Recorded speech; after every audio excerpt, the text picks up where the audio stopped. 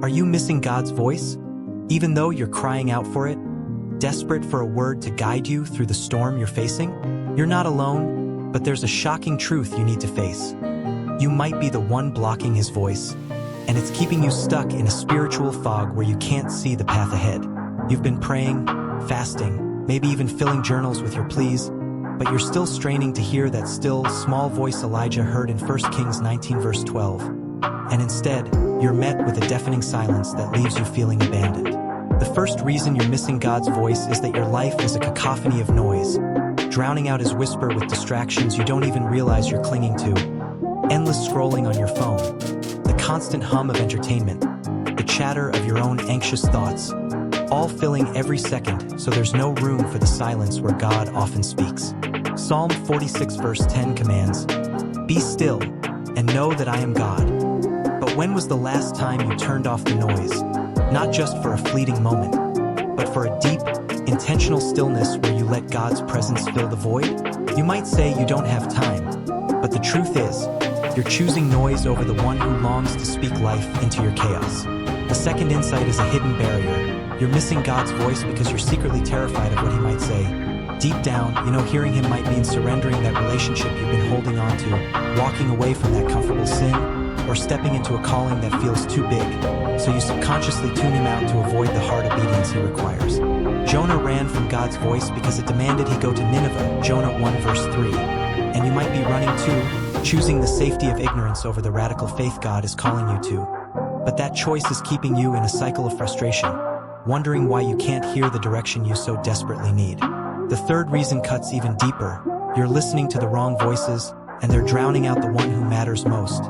The opinions of your friends, the pressure of social media to live a certain way, the whispers of the enemy that disguise themselves as wisdom, all competing for your attention and leaving you confused about what's true. John 10 verse 27 says, "My sheep hear my voice, and I know them, and they follow me."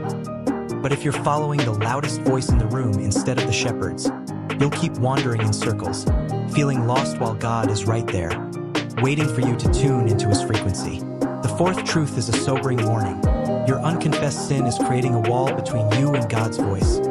Isaiah 59 verse 2 says your iniquities have separated you from your God, and that secret sin you're hiding, the one you think no one knows about, is muffling His voice louder than any external noise ever could. You might be showing up to church, lifting your hands in worship, but if your heart is harboring unconfessed pride, bitterness, or lust, you're pushing God away, even as you beg Him to speak.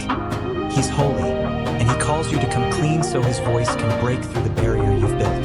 The fifth insight is a subtle but powerful revelation. You're missing God's voice because you're not seeking it with expectation.